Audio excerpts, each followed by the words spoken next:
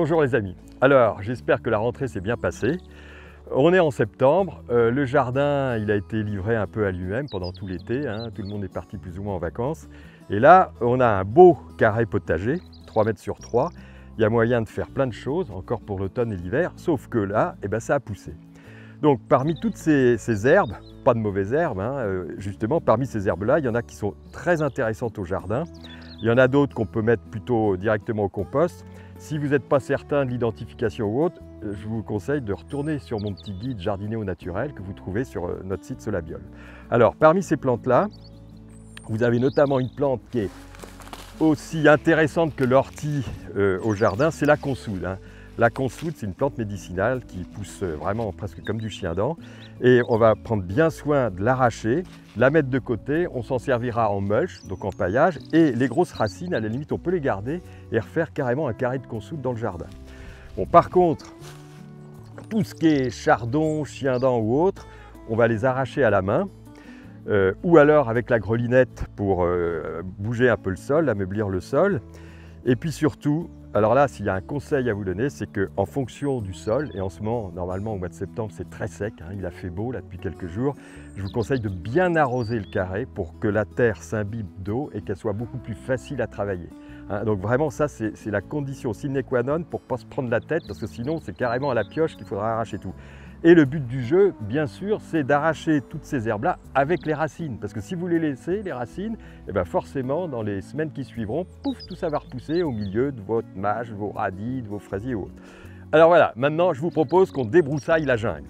Allez!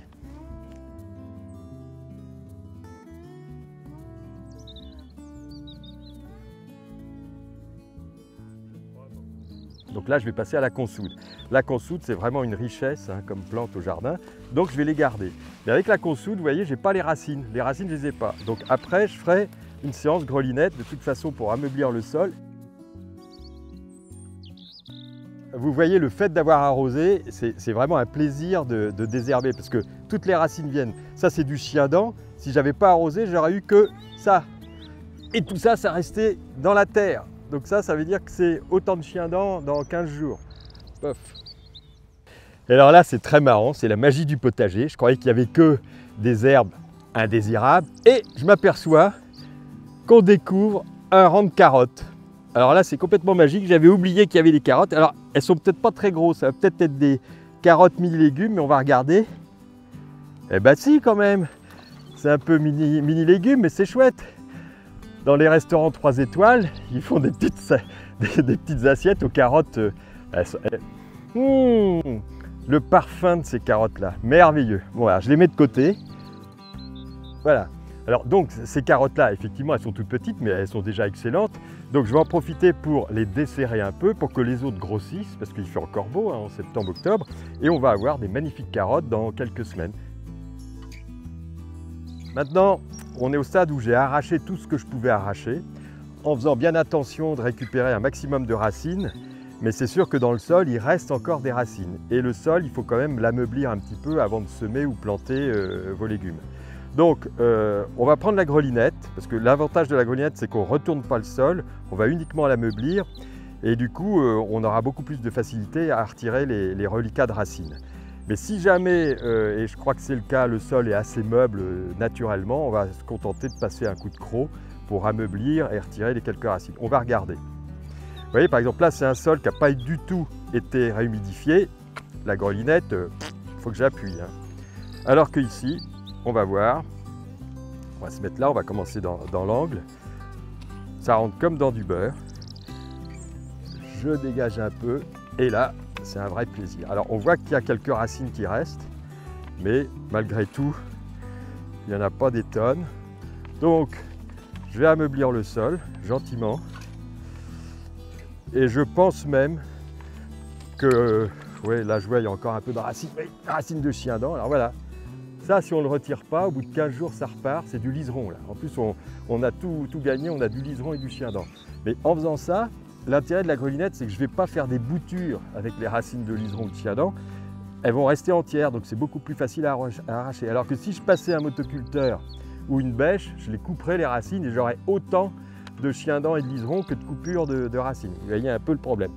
Mais là, vraiment, c'est tellement meuble, je vais juste passer un coup de croc. Allez, on va essayer au croc, ce sera quand même encore plus rapide au croc. Hop.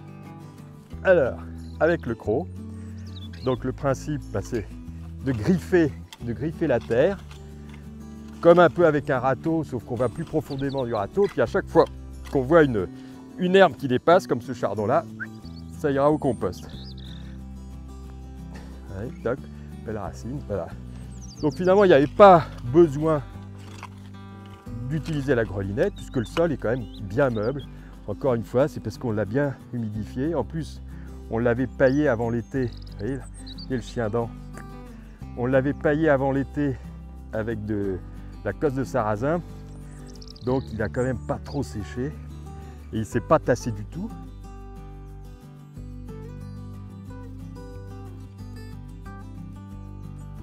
Voilà, et ben impeccable. Ça y est, c'est fini. Vous voyez, ça a pris à peine 30 minutes. Hein. Alors, pourquoi ça m'a pris peu de temps et pourquoi j'ai pu arracher toutes les racines pratiquement? Parce que j'avais hyper arrosé avant. Hein. Et on voit, c'est quand même hyper sec parce que là, on ne croirait pas que le sol était arrosé. J'ai arrosé au moins pendant 2-3 heures le carré. Voilà, maintenant, c'est terminé pour aujourd'hui. Et puis le prochain tuto, on va voir ce qu'on fait avec ce carré potager. Qu'est-ce qu'on peut y semer, qu'est-ce qu'on peut y planter pour avoir des légumes à l'automne, à l'hiver. Et il y en a pas mal, on croit que ça s'arrête le potager en septembre, mais non, ça continue tout l'hiver.